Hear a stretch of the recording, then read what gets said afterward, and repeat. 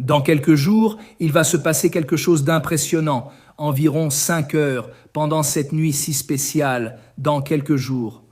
Si tu comprends en profondeur ce que je vais te raconter et que tu écoutes cette vidéo du début à la fin, tu peux en profiter pour ta bénédiction, ta richesse personnelle et spirituelle à tous égards. Ta vie peut changer à 180 degrés pour le mieux si Dieu le veut, écoute attentivement. Mais allons d'abord à un épisode impressionnant. Le 28 août de l'année 1963, où aux États-Unis, dans quelle ville? Washington, D.C. Qui? Écoutez, environ 250 000 personnes attendaient. Qui? Au célèbre Martin Luther King Jr. pour prononcer son discours. Dans son discours, il commence par les mots célèbres, les 3 mots célèbres. I have a dream, j'ai un rêve, j'ai un rêve.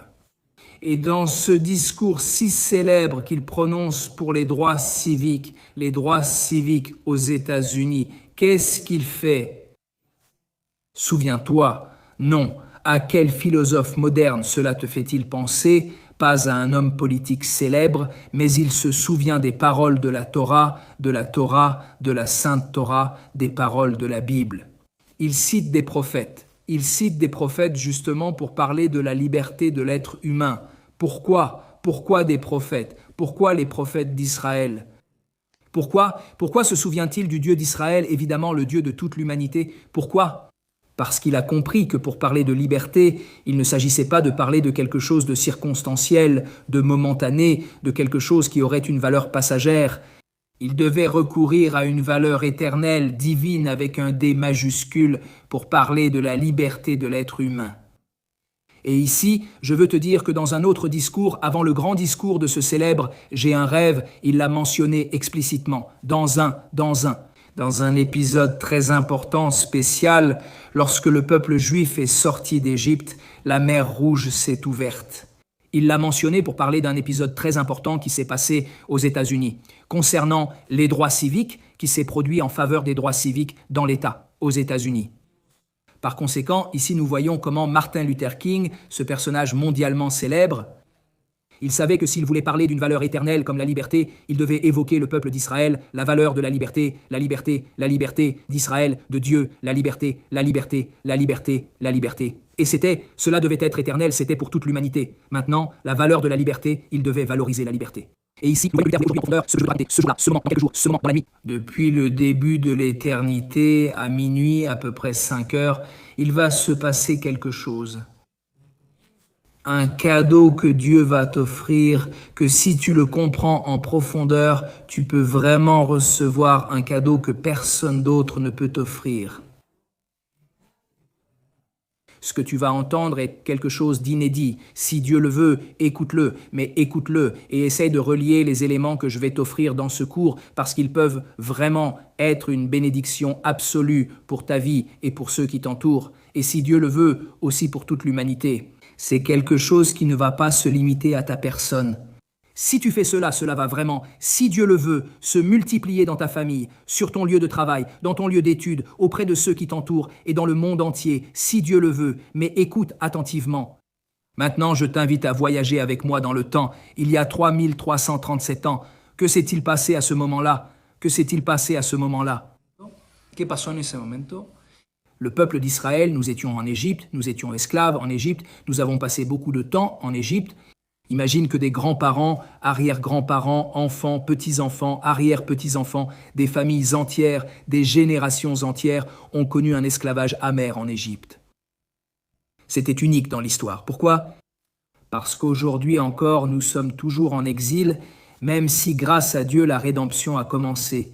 Le peuple d'Israël est en grande partie revenu sur la terre d'Israël, c'est-à-dire que nous sommes des millions sur la terre d'Israël, comme il est écrit dans les prophéties, que Dieu ramènera son peuple des 4 coins du monde. Cela se produit aujourd'hui. Nous voyons les prophéties s'accomplir. Il est écrit comment la terre d'Israël va fleurir. Nous voyons la terre d'Israël, comme tu le sais, fleurir, porter des fruits. Quelle est la prophétie, par exemple, du prophète Amos? Je t'invite, si tu veux, à aller ensuite à la fin du livre du prophète Amos. Le verset, si je me souviens bien, 14 et 15 à la fin du livre, comme le disent les prophéties, que Dieu ramène le peuple d'Israël sur la terre d'Israël. La terre fleurit, nous mangerons les fruits des arbres du peuple d'Israël, de la terre d'Israël, nous buvons le vin des vignobles de la terre d'Israël. Tout cela est impressionnant. Aujourd'hui, nous le vivons en terre d'Israël. C'est impressionnant. Maintenant, qu'est-ce que je veux te dire ?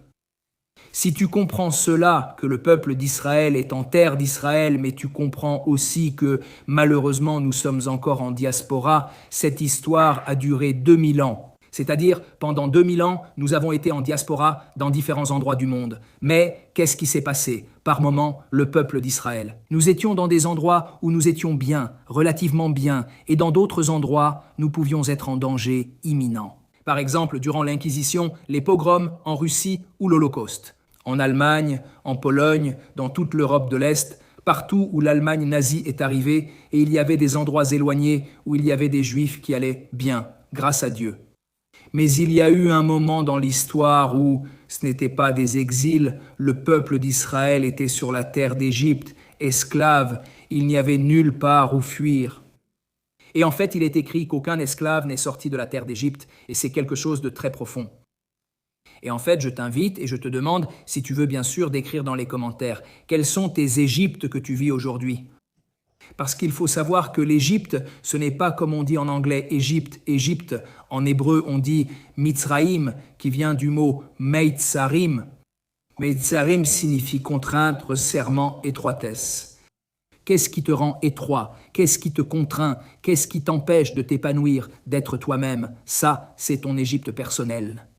Et ce que je vais te raconter, ce qui va se passer dans quelques jours, a beaucoup à voir avec cela. Je t'ai déjà donné un petit aperçu, quelques indices, mais attends attentivement. Très bien, donc la seule fois dans l'histoire où tout le peuple d'Israël était où ? En Égypte, à un seul endroit. Et qu'est-ce qui s'est passé ? Esclave, une esclavage amer, difficile, cruel. Maintenant, qu'est-ce qui s'est passé ?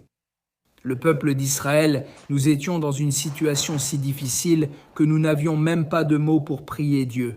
Nos versets expliquent, nos versets dans la Torah, que nous crions vraiment vers Dieu, mais pas avec des mots. En fait, nos sages expliquent que la parole était en exil.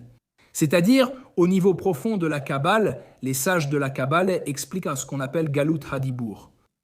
Le Dibour, la parole était en exil. C'est-à-dire, nous n'avions même pas de mots à cause de cette servitude si pénible, cruelle, que le Pharaon et les Égyptiens imposaient au peuple d'Israël opprimé. Nous n'avions pas de mots, nous n'avions que des cris et des soupirs pour demander à Dieu de nous sauver de cette servitude si amère. Maintenant, qu'est-ce qui s'est passé ? Qu'est-ce qui s'est passé ? Comme tu le sais sûrement, grâce à Dieu, Dieu a entendu ces cris que nous avons vraiment adressés, comme nous l'avons dit, du plus profond de notre âme, même sans mots. Dieu a entendu et a décidé que c'était le moment où nous sortirions d'Égypte. Et il faut savoir que l'esclavage du peuple d'Israël en Égypte était un esclavage entièrement planifié par Dieu pour le bien du peuple d'Israël dans le monde entier. Nous avons beaucoup souffert. Mais il faut savoir que Dieu a dit cela à Abraham, à notre patriarche Abraham, bien avant évidemment que le peuple d'Israël n'arrive. Abraham est notre premier patriarche. Dieu lui a dit que nous serions esclaves en Égypte. Pas parce que nous avons fait quelque chose de négatif, non. C'était le plan divin. Pourquoi faire ? Pour que nous sortions avec une grande richesse. Je crois, une très grande richesse. Évidemment, la richesse, en plus de la richesse matérielle, puisque nous sommes sortis avec une grande richesse matérielle, Dieu fait surtout référence à une richesse spirituelle qu'on ne pouvait pas obtenir sans passer par ces années difficiles. Mais comme nous l'avons dit, Dieu aime le peuple d'Israël, Dieu aime l'humanité. Et même si nous ne comprenons pas, il est évidemment écrit comme il est dit, « Mashevotai, lo Mashevotai Chem » dit Dieu, le Créateur tout-puissant, que mes pensées, dit Dieu, ne sont pas vos pensées. Par conséquent, très souvent, nous comprenons certains aspects de la réalité. Dieu nous accorde la sagesse, la compréhension. Il y a des choses que nous pouvons comprendre. Mais il y a des choses qui échappent à notre compréhension. Et le plan divin, à un niveau plus profond, évidemment, seul Dieu le Créateur le sait. Les bonnes choses et celles qui sont moins agréables, pour le dire ainsi. Mais Dieu aime le peuple d'Israël, Dieu aime l'humanité, et tout ce qu'il fait est pour le bien. Il est écrit, et ainsi le juif et la juive savent avec une certitude absolue, c'est dit en araméen, pas en hébreu, c'est en araméen, la langue parlée à Babylone. Je le dis, cela se dit ainsi.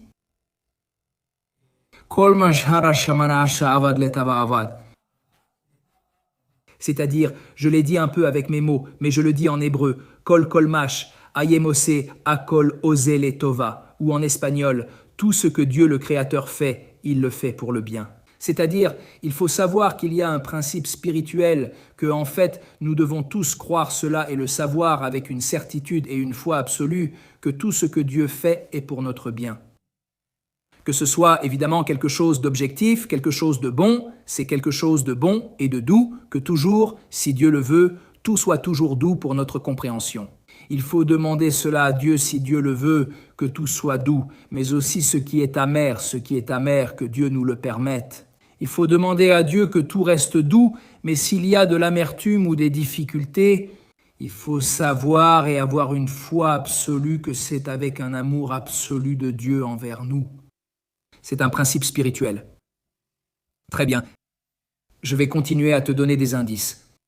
Ces indices sont là pour que, lorsque je te dirai exactement ce qui va se passer dans quelques jours, dans ces 5 heures environ, depuis le départ des îles Étoiles jusqu'à minuit, tu puisses comprendre en profondeur ce que cela signifie. Écoute attentivement. Donc, je reviens là où, il y a 3337 ans, nous étions en Égypte. Dieu se souvient de son peuple. Évidemment, il s'est toujours souvenu de lui, mais dans le sens où il se souvient, dans le sens où il a décidé que c'est le moment de le sauver. Et là, je te dis, très brièvement, comme tu l'as sûrement entendu, les 10 fameuses plaies, les plaies en Égypte, les Égyptiens ont beaucoup souffert. Ils ont enduré beaucoup de souffrances, aussi à cause de ce qu'ils avaient fait au peuple d'Israël, beaucoup de souffrances, beaucoup de cruauté, évidemment. Et Dieu se révèle, il se révèle, et tout le monde a compris qu'il y a un Créateur qui existe et qui est au-dessus de la nature et qui contrôle la nature.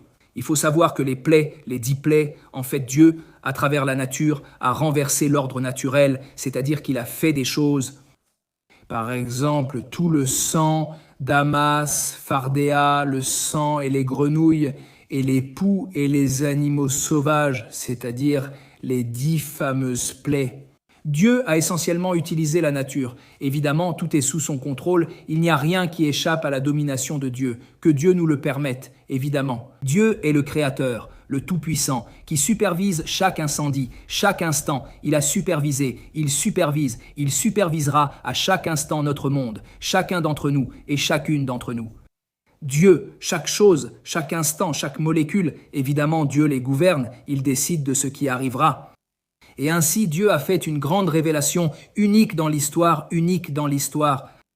à un tel point que fondamentalement le monde a compris que Dieu est le Créateur, qu'il contrôle la nature. Par conséquent, le pharaon d'Égypte, qui évidemment était quelqu'un qui allait à l'encontre de ce qui est la émouna, la foi. Émouna, c'est la foi en Dieu, une foi absolue en Dieu, pas seulement la foi. C'est comme je crois parfois, très souvent la foi est mal comprise, comme si quelqu'un a la foi, il croit, il pense, il a la foi que quelque chose va arriver. Non, l'émouna, c'est comme ça qu'on dit émouna, ce qui se traduit par foi. Mais émouna en hébreu vient du mot néhéman, qui signifie quelqu'un de fidèle, amen, digne de confiance, n'est-ce pas? Ou manout, omanout. C'est de l'art, de l'artisanat. Qui est quelqu'un qui est un véritable artiste, qui est fidèle à son âme et par conséquent réalise un art qui va avec son essence?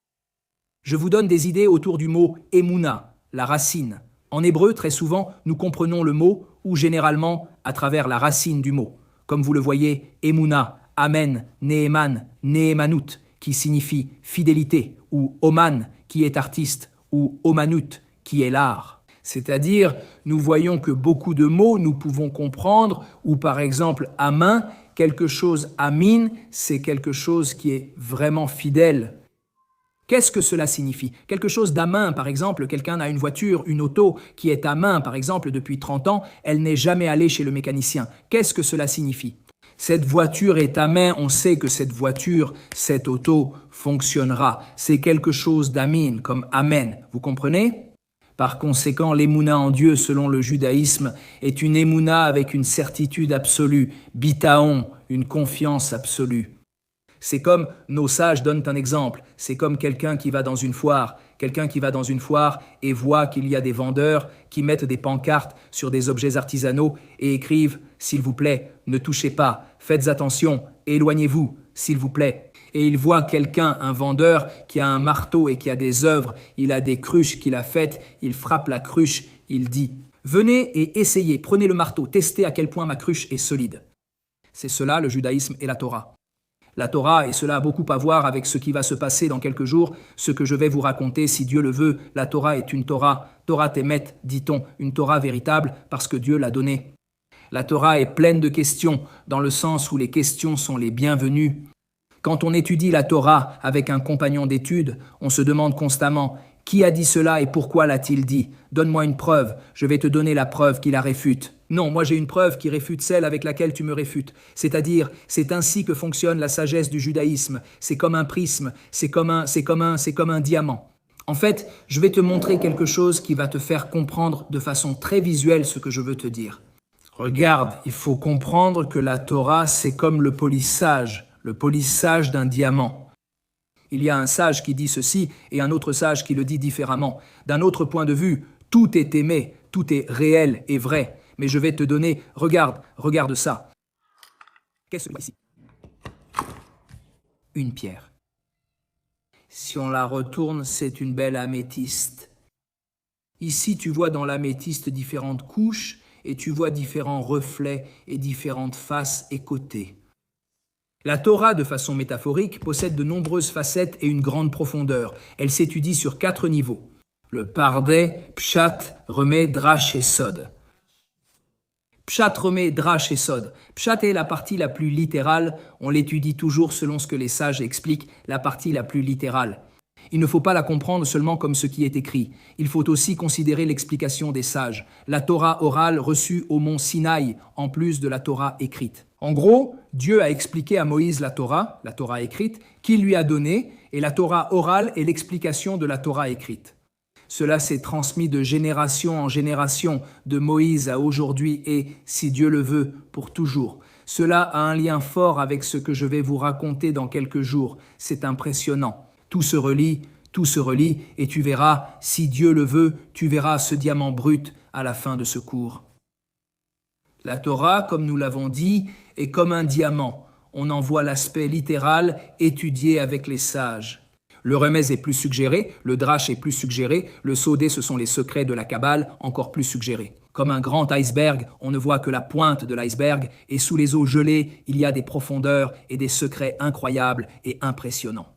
Par conséquent, ici, la Torah s'étudie ainsi, et pourquoi je te dis cela ? Parce que le peuple d'Israël est sorti de l'esclavage. Maintenant, avant de sortir de l'esclavage, il s'est passé quelque chose de vraiment très intéressant, qui a un lien très fort avec ce que je vais te dire, avec ce qui se passe de nos jours, c'est comme ça. La nuit précédant la sortie, nous sommes sortis pendant la journée. Le 15 du mois de Nissan, selon le calendrier juif, le 14 de Nissan, depuis l'apparition des étoiles jusqu'à la tombée de la nuit, il y a quelque chose de très particulier que nous, le peuple d'Israël, faisons. Lors de leur Pessah, ce que nous avons fait, c'est manger l'offrande de Pessah, ce qu'on appelle le Korban Pessah, ou l'offrande de Pessah des Pâques juives. C'était essentiellement pendant la nuit précédant la sortie d'Égypte. Cela, c'était avant, et aujourd'hui, pendant toutes les années d'exil, 3337 ans, nous célébrons en famille ce qu'on appelle le Leil HaSeder. Et c'est sur cela que je vais me concentrer maintenant dans notre cours. Et tu vas comprendre, avec cette introduction que je t'ai faite, que je t'ai donnée, que je t'ai expliquée.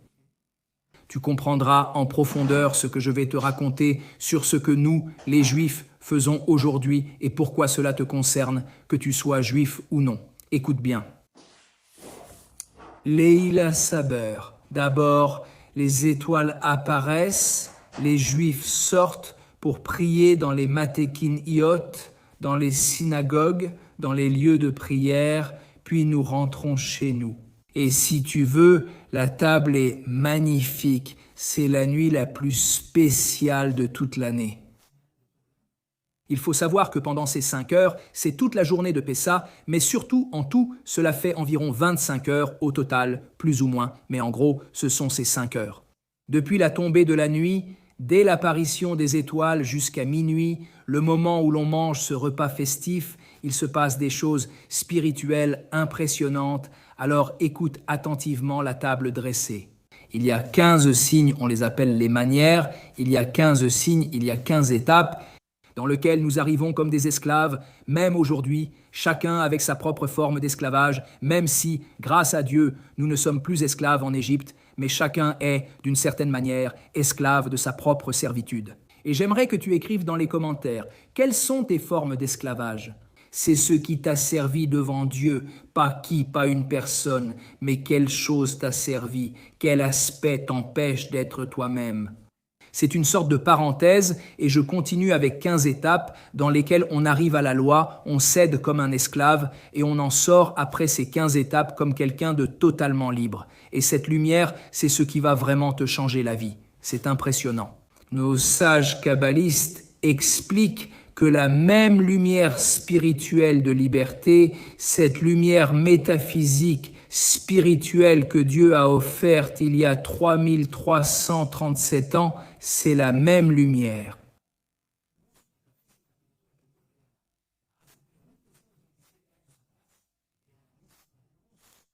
Que Dieu nous offre aujourd'hui, c'est-à-dire c'est quelque chose d'impressionnant.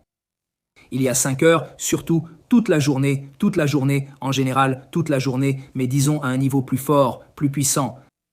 Les 5 heures entre l'apparition des étoiles et minuit sont 5 heures. Que si l'on se connecte avec Dieu et on veut sortir de l'esclavage.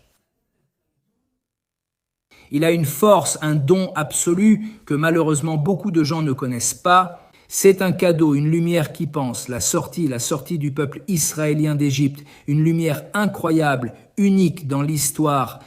Chaque année, cela se répète, c'est ce que nous appelons des spirales dans le temps.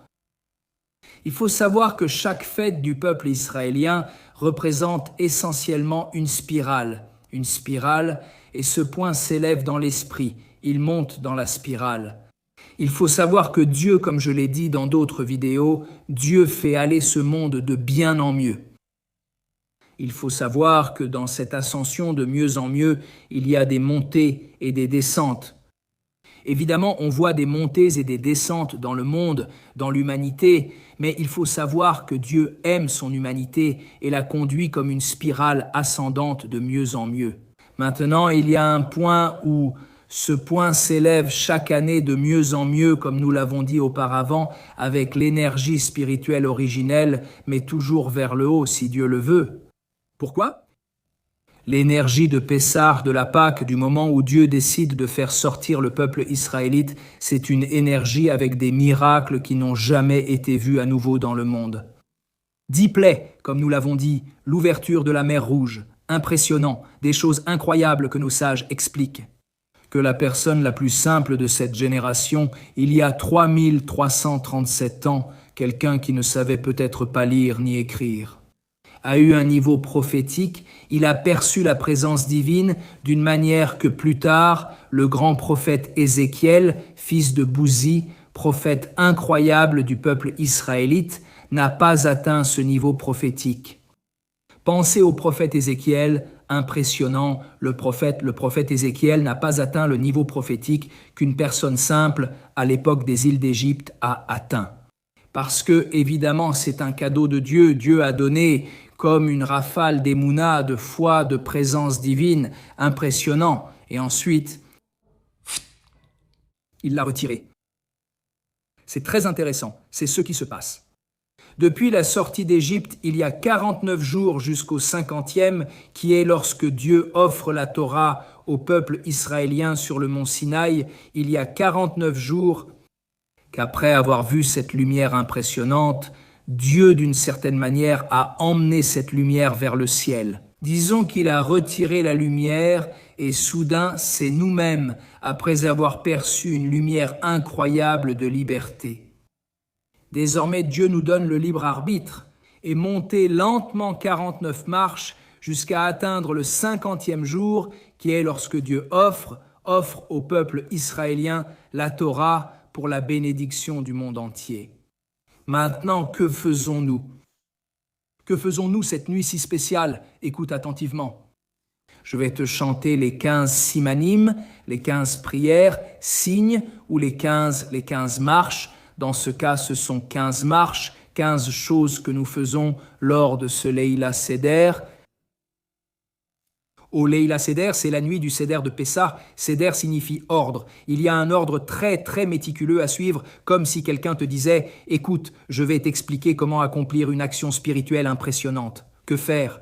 Eh bien, ici, tu as un ordre très méticuleux. Si tu le suis, tu obtiendras quelque chose d'incroyable. Dieu a offert cette information au peuple d'Israël. Évidemment, toute la Torah, c'est comment accomplir la volonté de Dieu. Tout est un ordre méticuleux. Mais le Leila Seder est la nuit où Dieu nous donne un ordre dans laquelle, comme nous l'avons dit, nous arrivons esclaves, nous repartons libres, mais pas esclaves de nos passions. N'est-ce pas?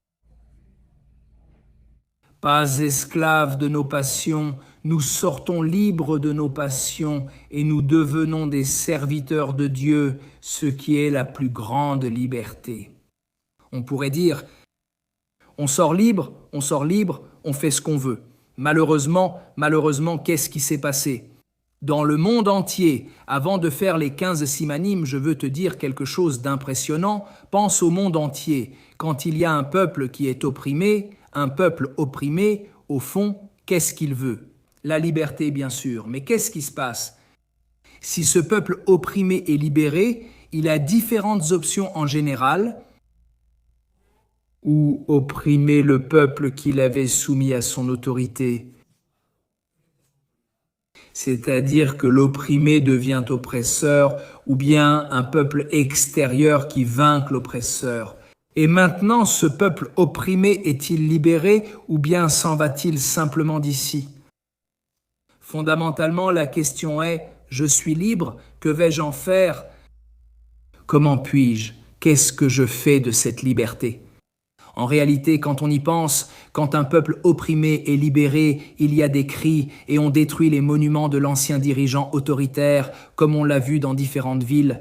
C'est-à-dire, il y a une dictature, la dictature tombe, les opprimés se lèvent et commencent à tout casser. Tout ce qui avait à voir avec l'oppresseur. Maintenant, il y a ici quelque chose de très intéressant. Le peuple israélien était opprimé, il se libère de l'oppresseur égyptien, et maintenant, que veut-il? Il ne veut pas la liberté pour faire ce qu'il veut. Il veut la liberté pourquoi? Pour faire ce que Dieu veut, et c'est pourquoi il devient la personne la plus libre du monde. Pourquoi? Parce que quelqu'un qui apparemment fait ce qu'il veut dit « je fais ce que je veux ». Qu'est-ce qu'il fait? Ce que son instinct, comme un animal, lui dit « mange tout ce que… » Allons voir quelqu'un qui a beaucoup d'argent, prenons un exemple, et il dit « je fais ce que je veux ». Que fait-il? Son instinct lui dit « mange », il mange trop. Ensuite, il mange trop, ça lui fait du mal et il se sent mal. Il ne mange pas équilibré, par exemple, où il se dit « achète-toi ceci et achète-toi cela ». Il achète plein de choses. Après un mois, dépression. Pourquoi? Acheter d'autres choses ne l'amuse plus. Il s'achète quelque chose, puis encore autre chose. Au niveau familial, il ne va pas rester fidèle à sa femme ou à son mari. Pourquoi? Parce qu'il veut passer d'une passion à l'autre, d'un plaisir à l'autre, essentiellement pour nourrir son appétit animal et ne pas mener une vie de sainteté avec sa femme ou son mari, avoir des fils et des filles, construire une famille qui soit une bénédiction pour le monde entier, avoir des idéaux suprêmes et divins, accomplir la volonté de Dieu et choisir le bien, évidemment.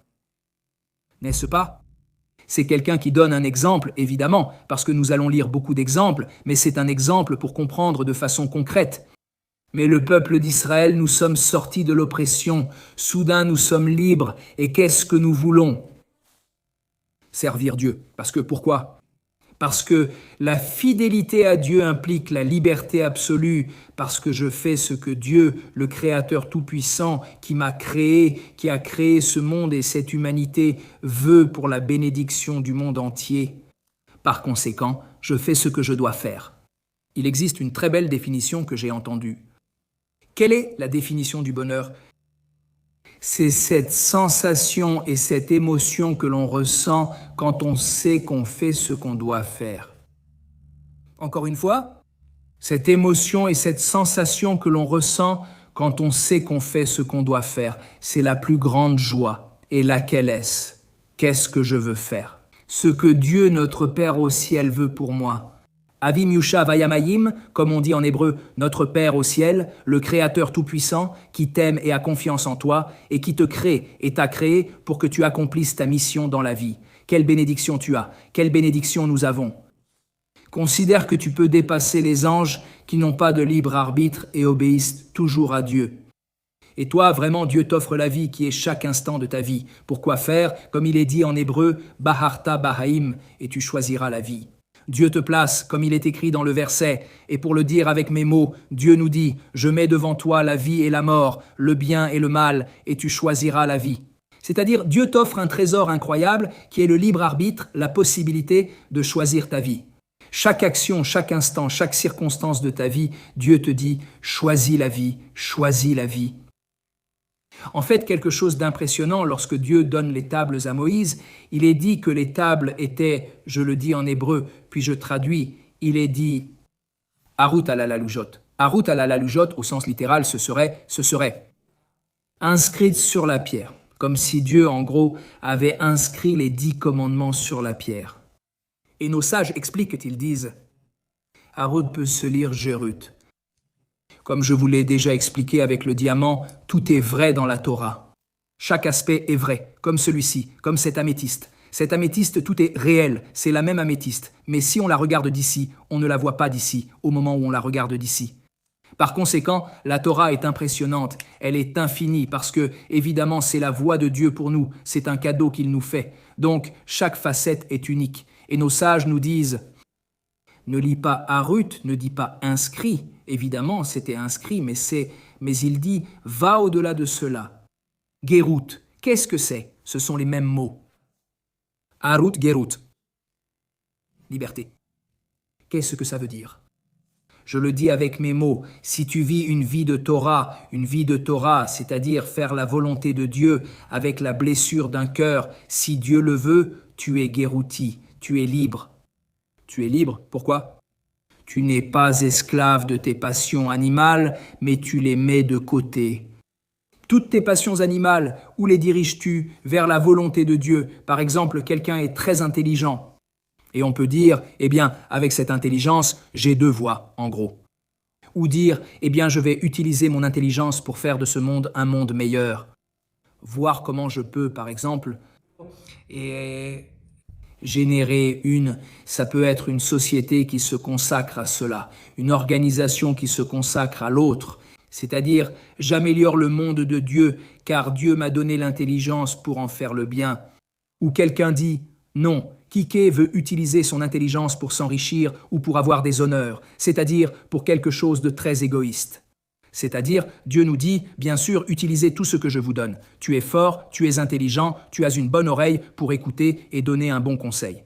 Tout ce que tu es, ce sont des indices que Dieu t'offre pourquoi ? Pour accomplir ta mission dans la vie et faire de ce monde un monde meilleur. C'est-à-dire, Dieu t'invite à être son partenaire dans ce monde. Dieu Dieu a choisi de faire le monde ainsi. Créer des êtres humains dotés du libre arbitre, capables de choisir le bien ou le mal, que Dieu nous l'accorde, comme évoqué, la vie et la mort. Tu choisiras la vie, ou Bajarta Bajaïm, et deviendras partenaire pour améliorer ce monde. Par conséquent, dans chaque tâche que tu accomplis, même la plus routinière, comme nettoyer une assiette chez toi, nettoyer le sol ou travailler dans une usine. Dans un travail très ennuyeux, tu peux penser « ouf, que c'est ennuyeux, mais tu peux te dire « non, moi, si ce que je fais améliore le monde de Dieu, je deviens partenaire de Dieu dans sa création, j'améliore le monde de Dieu. » Quelqu'un qui travaille dans une usine de brosses à dents, d'éponges pour laver la vaisselle, de voitures, peu importe.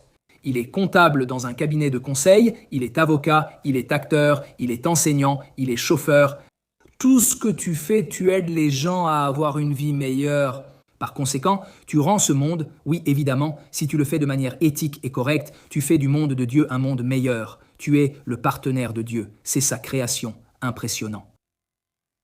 Par conséquent, ici nous voyons quelque chose d'impressionnant, la liberté, qui est essentiellement ce qui va se passer dans ceci, dans ces 5 heures de Pessah. Surtout, la lumière de la liberté, la lumière de l'Emouna. Emouna, comme nous l'avons dit, la foi, c'est aussi comme une charge de batterie, pense, comme un téléphone qui est en train de se décharger, ou une voiture électrique dont la batterie est sur le point de s'épuiser. Tout à coup, tu branches une prise qui en quelques secondes, dans ce cas ce sont quelques heures, se recharge, mais elle se recharge. C'est impressionnant qu'une année passe sans recharger la batterie. Et ici, à Leila Seder, la nuit du Seder de Pessah. Comme nous l'avons dit, ce que je vais dire dans quelques instants, si Dieu le veut, les 15 simanim, je dois les dire en chantant en hébreu, les 15 simanim en hébreu. Nous étions esclaves au début, nous sommes sortis libres. Libres, pourquoi ? Pour être esclaves et serviteurs de Dieu, afin d'être les plus libres qui existent dans le monde. Même si cela semble être un paradoxe, comme quelque chose qui apparemment se contredit, mais non, c'est la chose la plus logique du monde. Si tu es serviteur de Dieu, esclave de Dieu, et que tu accomplis ta mission dans le monde, tu es la personne la plus libre du monde. C'est impressionnant. Il dit ceci, je le dis en hébreu, les 15 simanim, écoutez attentivement, il dit ceci. Kadesh orhatz, karpasyahatz, maguidrakse, motsi matza, maror korech, shulhan orech, tsafun barech, halel nirtza. Ce sont les 15 simanim, donc Kadesh, c'est quand on sanctifie la nuit, ensuite on fait une ablution des mains, et après, en gros, ce sont 15 simanim. Je veux aborder quelques points précis pour vous offrir certaines choses que nous faisons, nous les Juifs, dans la loi du Seder et pour sortir de l'esclavage vers la véritable liberté. Et avoir ce qu'on appelle la matzah. La matzah, c'est le pain azim, que ce soit en espagnol ou en hébreu. Matzah, c'est le pain de l'Emouna, le pain de la foi, de la confiance en Dieu, de la foi totale en Dieu, expliquent nos sages juifs, les kabbalistes. Quand on mange, c'est l'un des simanim, comme nous l'avons dit, motzi, matzah, matzah. Lorsqu'on mange la matzah à Pessah, il n'entre pas seulement de la farine et de l'eau dans son corps, car la matzah est faite de farine et d'eau, essentiellement panifiée, cuite au four. Panifiée, cuite au four, au maximum 18 minutes. Il y a beaucoup de lois, je n'entre pas dans les lois, mais en gros, c'est essentiellement le temps maximum pour que la farine ne lève pas. C'est-à-dire, voilà, c'est obligatoire à Pessah, toute la semaine de Pessah, manger de la matzah, c'est-à-dire ne pas manger de hamé, ne pas manger de pain levé. Et c'est quelque chose de très profond, je vais expliquer un peu maintenant à ce sujet, que signifie la matzah, comme nous l'avons dit, c'est essentiellement de l'eau et de la farine. Sans levain, c'est généralement comme un biscuit, un cracker, un biscuit croquant sans levain. Quand nous mangeons cela qui est une mitzvah de la Torah, cela entre aussi dans notre corps. Enemouna. Lumière de l'Emouna, lumière de la foi absolue et totale en Dieu. Enemouna. Pensez. Fais le plein d'Emouna. Recharge les batteries de sortir de tout ce qui te contraint. Il y a beaucoup de gens qui vont en thérapie et en coaching. Et c'est possible que ce soit bon pour la personne, c'est possible si le coach ou le thérapeute est l'aide parfait. Mais il faut savoir que, comme je vous le disais avant, des spirales dans le temps, il faut savoir, comme je l'explique sur ma chaîne, si tu comprends ce qui va se passer dans ces quelques jours, dans ces heures dont je te parle.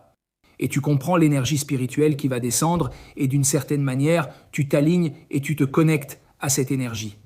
Elle a une force multipliée, expliquée par l'infini, par rapport à ce qu'une thérapie peut faire pour toi, parce que tu te connectes à ta source, avec Dieu, le Créateur Tout-Puissant, qui t'offre cette énergie. Il est donc essentiel d'être connecté à soi-même et à son essence. Pense à ce qui te contraint, ce qui t'opprime, quelle est ton Égypte personnelle et essaie d'en sortir.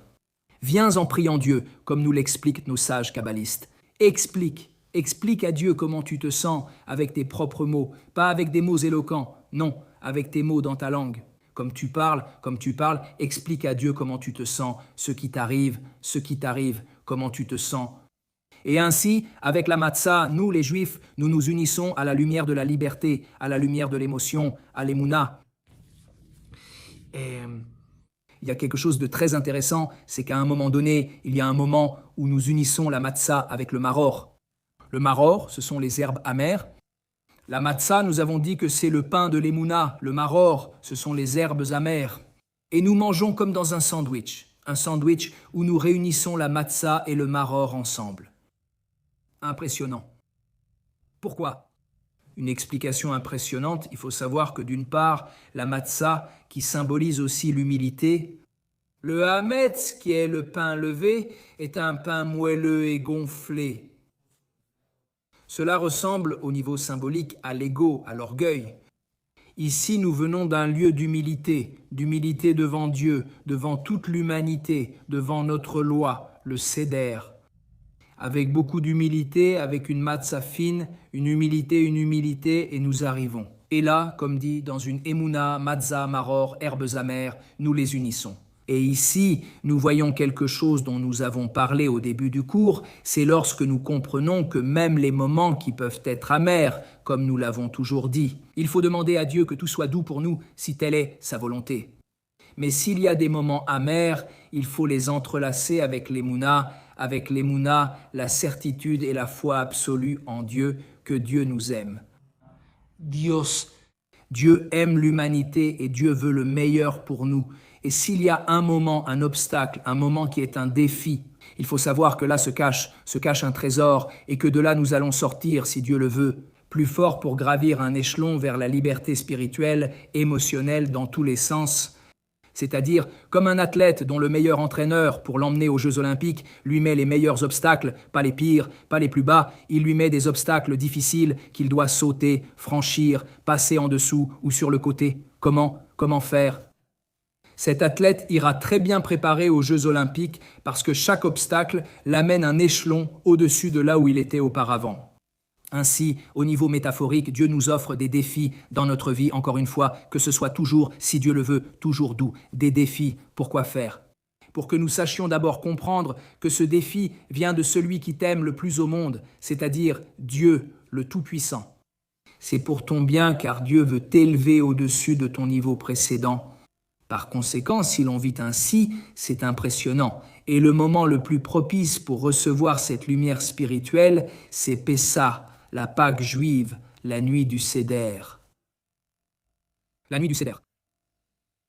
Et ici, pour conclure, je veux te raconter quelque chose que nous avons fait dans ce qu'on appelle la Haggadah de Pessah. La Haggadah de Pessah, c'est ce qu'on appelle la Haggadah, ça vient du mot le Haggid, c'est-à-dire raconter tout. La nuit du Seder, cet ordre du monde de Pessah, où tout est très ordonné, cet ordre de ce que nous faisons pendant la nuit du Seder.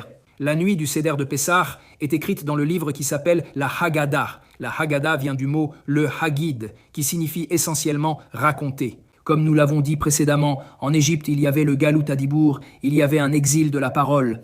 Nous disions qu'aujourd'hui, nous prions Dieu depuis l'intérieur de nous-mêmes, de notre âme, sans parole. Et la Haggadah constitue le tikkun, la Haggadah est la correction de la parole. Il faut savoir que Pharaon en hébreu s'appelle Paro. Il a les mêmes lettres que P, Ra, mauvaise parole. P signifie bouche. En hébreu, Ra signifie mauvaise, donc mauvaise bouche. Le Pharaon symbolise le contraire de l'émouna, le manque de foi. Il a demandé « Qui est Dieu ?» Il a dit à Moshe « Qui est Dieu ?» Je ne le connais pas. Dieu a choisi de se révéler puissamment en Égypte. Là-bas, il a compris qui est Dieu, le Créateur tout-puissant. Et la Haggadah, le Haggid racontait. En fait, le mot Pessah peut être décomposé en deux mots. Pe qui signifie bouche et Sach qui parle, bouche qui parle, la Haggadah. En gros, on parle beaucoup à Pessah. Nous parlons d'Emouna. En fait, nos sages expliquent, tu veux te renforcer dans l'Emouna, dans la foi en Dieu, parle d'Emouna, explique. Rabbi Nachman de Breslev Zeher Tzadik de Kadosh Vebraha. Que le souvenir du grand tzaddik, du grand juste et saint, soit une bénédiction. Il explique que parler de Emouna, je le dis avec mes mots, parler de Emouna génère de la Emouna. Il s'appuie sur ce que dit David, le roi David, dans le livre des psaumes. Il dit ainsi en hébreu, je traduis, Eman Emanti, ki adaber, cela veut dire, je vais avoir de la Emouna, je vais avoir la foi, parce que je vais parler. Eman Emanti, ki adaber, ce qui signifie que le fait de parler de Emouna, je me renforce dans la Emouna, je me renforce dans la foi, je parle de foi, cela me donne de la foi, comme l'expliquent nos sages. Que les actions réveillent, en fait, réveillent les cœurs. Par le biais des actions, je le dis un peu avec mes mots, en hébreu je traduis Dereshamasim nimshachim alevavot. C'est un peu comme dire qu'à travers les actions, les cœurs sont éveillés. Par exemple, prenons un exemple très simple. Imagine que quelqu'un est un peu fatigué, il commence à sauter, il commence à bouger les mains, il commence à bouger. Quelques secondes plus tard, il se sent déjà plus réveillé. Les actions. C'est très simple, mais même pour de bonnes choses, il est parfois difficile d'agir ainsi. Fais une bonne action, dis une bonne parole, fais quelque chose de bien, et cela, une mitzvah en entraîne une autre, une mitzvah en amène une autre, un précepte en amène un bon précepte. C'est-à-dire, si tu fais quelque chose de bien, si Dieu le veut, cela t'amènera à recevoir quelque chose de bien, et ce bien. C'est-à-dire que souvent, les bonnes actions doivent venir d'une influence extérieure. Te forcer un peu à faire le bien même si je suis fatigué. Bon, allons-y, je vais le faire, je vais dire, je vais appeler quelqu'un à qui je veux donner de la force, je vais faire la tzedaka, je vais donner de l'argent à quelqu'un dans le besoin, je vais dire un mot gentil, donner un conseil, faire un geste bienveillant ou offrir un verre d'eau à un proche, un ami ou un collègue et aider quelqu'un en difficulté. Te forcer à faire quelque chose de bien, et cela, si Dieu le veut, va réveiller ton cœur et t'amener à faire quelque chose de mieux, et ensuite encore mieux. Comme dit, des spirales temporelles, des spirales de bonnes actions, si Dieu le veut. Alors, ce que je voulais te dire, le sujet de l'Emouna, la vie de Mélec, c'est avoir la foi, donc parler d'Emouna. Et nous avons dit que Paro, le pharaon, mauvais mot, Pessah, mot qui parle, et nous avons dit la Haggadah. Nous parlons souvent de la sortie d'Égypte, des simanim, des étapes pour en sortir, ainsi que de nos esclavages personnels. Nous mangeons de la nourriture festive, de la matzah, comme nous l'avons dit, la matzah qui est le pain azim, le pain sans levain, et nous mangeons. C'est-à-dire, c'est impressionnant la joie qu'il y a au niveau familial. Une mitzvah de la Torah, qui est Veigad et Levivin Hai. Tu le racontes à ton fils, et c'est une mitzvah. Un précepte de la Torah, aussi impressionnant que manger de la matzah ou se souvenir de la sortie d'Égypte, sont des préceptes tout aussi remarquables. C'est le fait de dire à ton fils, de lui raconter ce qui s'est passé en Égypte, pas comme un simple événement historique qui s'est produit il y a 3337 ans. Oh, ce qui s'est passé, non, l'Égypte, c'est aujourd'hui. Quel est mon propre esclavage ? Aujourd'hui, comme nous l'avons dit, la lumière descend pour chaque génération, c'est pertinent pour chaque génération. Et en fait, la connexion entre le fils et le père, le grand-père, le fils et le petit-fils, ou l'arrière-grand-père, le petit-fils, l'arrière-petit-fils, le fils. C'est-à-dire, vous pouvez voir une table avec quelqu'un de 100 ans, son fils de 80 ans et son fils de 60 ans, de 40 ans, de 20 ans, 10 ans, 1 an, 1 mois, et quelqu'un et une, si Dieu le veut, une femme enceinte. Oui, aujourd'hui, vous pouvez voir une table de Pessah multigénérationnelle où l'on raconte une histoire. En fait, il y a un précepte, c'est que nous devons nous voir comme si nous étions sortis d'Égypte. Aujourd'hui, ce n'est pas un événement historique. Le judaïsme n'est pas une suite d'événements historiques. Évidemment, on se souvient de quelque chose qui s'est passé, c'est réel, c'est arrivé, mais cela se produit constamment. La Torah est pertinente à chaque instant de nos vies, c'est la Torah Haïm, la Torah de la vie, la Torah de la vie. Et maintenant, je vais te raconter ceci.